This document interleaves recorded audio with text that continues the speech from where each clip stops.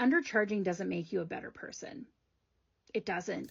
So, quick story time. I definitely want you guys to go back and listen to the full video on how undercharging is hurting your business, how it is lessening the impact you make out to the world, and overall changing how people think about you and your brand. That's a whole thing. I want you to go back and watch that.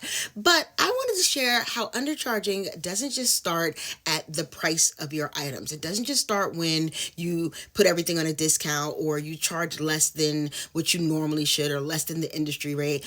Undercharging really starts way before this. So let me tell you about this client I had a few years ago who sold wedding dresses. They had a really great site. It was actually getting traffic, and we were able to triple that traffic that they got, and got more sales and income and a whole nine. But one of really pivotal one of the really big things about this site is that when we were going through their keyword research, so the site itself sold wedding dresses. Some of them sold the dresses like last season or overstock kind of type of things, but they were specifically for brides who need it in a short amount of time. If you've ever been married before or gotten a wedding dress before, it takes months. Like, you have to order at least 6 to 8 months in advance for the dress to actually get here on time and all the other good things. So this site actually specialized in having dresses on hand, so you didn't have that long waiting time, and it was there for people who needed it in a rush or needed it quickly, that kind of thing. So when we did their keyword research, thinking bridal, right, we got a bunch of great keywords like free, cheap, affordable, inexpensive, all these different words that were coming up for what this site could potentially go after. It had good search volumes, it didn't have a lot of competition, and the whole nine. But when we were having a conversation about it, and conversation about the keywords, we came to another conclusion. We actually didn't use any of those keywords. No matter how good they were, how good the numbers were behind them, we didn't use any of those keywords. And the main reason why is because my client didn't want to be positioned as the cheap, affordable brand, right? So they were thinking, just as I want you guys to think, way ahead of the game, right? Way before somebody even clicks on the price of a dress, they didn't want to be the one to come up in that search for free or affordable or cheap wedding dresses, right? Because that sets your position.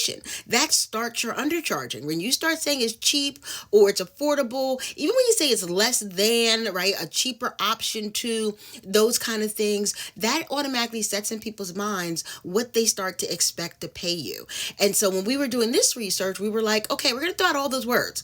Not that we won't come up for one or two of them somewhere along the line, but we're not going to focus on those keywords because we don't want to come up in the searches for the cheap, the affordable, the free, the inexpensive. We want to come up for quality. We want to come up for, short notice, less than 6 months, more things around the reason why they should, which technically should be probably a little bit more expensive too, because it's a rush, as some people would say, right? They wanted to come up for that and not necessarily come up for the cheap affordable words. So I want to hop in here and give that little story going along with Marissa was saying about how your being affordable could be hurting your brand. Undercharging could be hurting your brand. I wanted to share with you that undercharging doesn't just start with the price. Undercharging starts with even how you position, even the keywords that you're coming up for, even the stories you tell. All of those things start with the undercharging because you're giving people that perception that they're only going to pay this amount of money. Think about the Dollar Tree. Dollar Tree, now the $1.25 tree, has $5 items. No one is going in there for their $5 items. I recently just saw someone post a wagon that was cool, like for kids or whatever, a wagon that anywhere else would have been 50, 60, $70 in that store, in the Dollar Tree, $1.25 tree, it was $25. And people in the comments were like, I'm not buying that from Dollar Tree.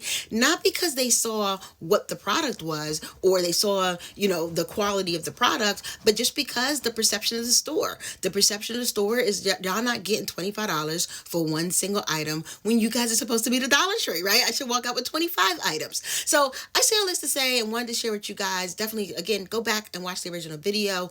But pricing and undercharging does not start with the price on your invoice or the price on your site. It actually starts with how you position your business.